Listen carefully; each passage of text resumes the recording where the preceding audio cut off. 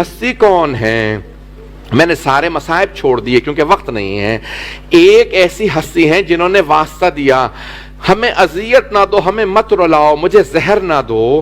25 برس کے امام محمد تقی علیہ السلام، امام کی زوجہ اور آپ کی والدہ حضرت سبیکہ خاتون، سب کے سب سمانہ خاتون، سب کہاں تھے؟ مدینے میں تھے. آپ کے بیٹے امام علی نقی علیہ السلام کہتے ہیں مکروہ ہے، مومن کو بری خبر نہ دو، بری خبر نہ دو، مکروہ ہے، حرام نہیں ہے کیونکہ واجب بھی ہو جاتا ہے بعض اوقات. تو کیوں؟ جب بری خبر دو گے کسی کا دل ٹوٹ جائے گا، کسی کا دل نہ توڑو، بری خبر نہ دو.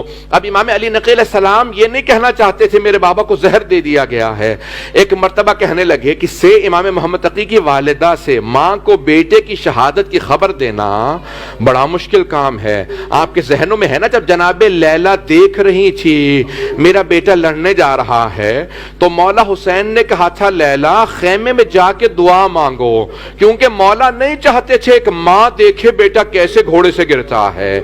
جب مولا حسین حضرت اون محمد کے لاشیں لائے تھے نہیں چاہتے تھے جناب زینب کبریٰ دیکھیں میرے بیٹوں کے لاشیں کیسے آئے ہیں. تو جب بیٹوں کے لاشیں لا کے رکھے کہا فضا ذرا میری بہن سے کہو بیٹوں سے وداع کر لیں. بیٹے کی شہادت برداشت کرنا ماں کے لیے بڑا مشکل ہوتا ہے. اجرکم اللہ. تو امام علی نقی علیہ السلام نے کہا دادی اماں مجھے محسوس ہوتا میرے بابا کو زہر دے دیا گیا. حضرت سبیکہ خاتون رونے لگی، کہا بیٹا ایسے نہ کہو. رونے لگی، رو کے کہا بیٹا ایسا نہ کہو، میرا بیٹا بڑا جوان ہے، میں 25 برس کے جوان بیٹے کی ماں ہوں. کہا دادی اماں وہ فرشتہ اللہ کا فرشتہ جو صرف معصوم اماموں کے ساتھ رہتا ہے نا وہ بھی میرے پاس آ گیا ہے، وہ بھی ابھی میرے پاس آ کے کہتا ہے مولا اب میں آپ کی خدمت میں ہوں، آپ کے بابا کو زہر، یعنی مستقیماً نے کہا آپ کے بیٹے شہید ہو گئے. بڑے آرام سے ماں کو بری خبر دی، دادی اماں آپ کا بیٹا شہید. ایک مرتبہ ماں ماتم کرنے لگی، ہائے میرا بیٹا، ہائے میرا بیٹا، کس نے غسل و کفن دینا ہے، کون دفنائے گا؟ امام علی نقی علیہ السلام نے کہا دادی اماں میں جاؤں گا. 7 برس کے ہیں امام علیہ السلام کا. دادی اماں میں جاؤں گا، میں غسل و کفن دوں گا. میں ایک سوال کروں آپ سے، یہاں پہ بھی ایک بیٹے نے کہا میں جا کے بابا کو دفناؤں گا، غسل و کفن دوں گا.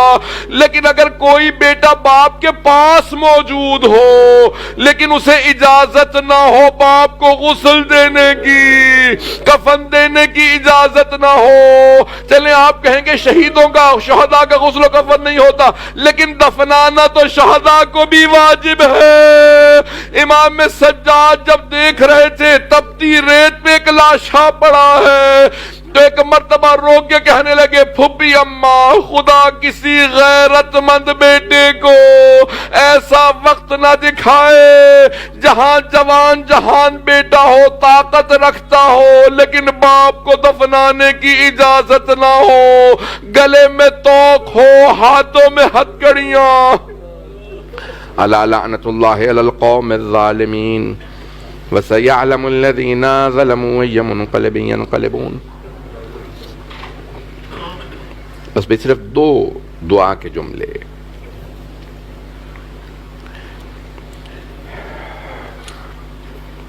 جب امام علی النقی علیہ السلام پہنچے ہوں گے کاظمین میں آپ کو پتا ہے نا ایک لاشا پل بغداد پہ پڑا رہا تھا، دھوپ میں لاشا پڑا رہا. پوری دنیا میں نے دیکھا ہے جہاں جہاں امام موسیٰ کاظم علیہ السلام کا تابوت اٹھایا جاتا ہے، چاہے وہ بغداد میں ہو، چاہے قم میں، مشہد میں، پوری دنیا میں ہر جگہ، تو اس تابوت پہ زنجیریں لٹکی ہوئی ہوتی ہیں. میں بچپنے میں سوچا کرتا تھا کیوں زنجیریں لٹکی ہیں، تو میں نے پھر ایک حدیث دیکھی. پروردگارا جب لوگ آنے لگے نا پوچھنے لگے مزدوروں سے کیا بات ہے یہ تابوت سے زنجیریں کیوں لٹک رہی ہیں، تو ایک مرتبہ انہوں نے کہا کہ زنجیریں گوشت کھا کے ہڈیوں تک چلی گئی تھی، زنجیروں کو کاٹا نہیں جا سکتا تھا. امام موسیٰ کاظم علیہ السلام کے انہی کے ساتھ ان کے پوتے امام محمد تقی علیہ السلام کو دفنایا جا رہا ہے.